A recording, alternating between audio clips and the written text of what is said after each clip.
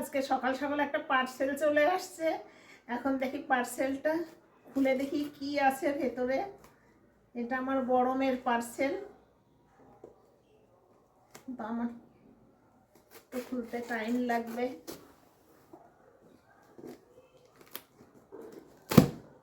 এতটাই সিল করা থাকে।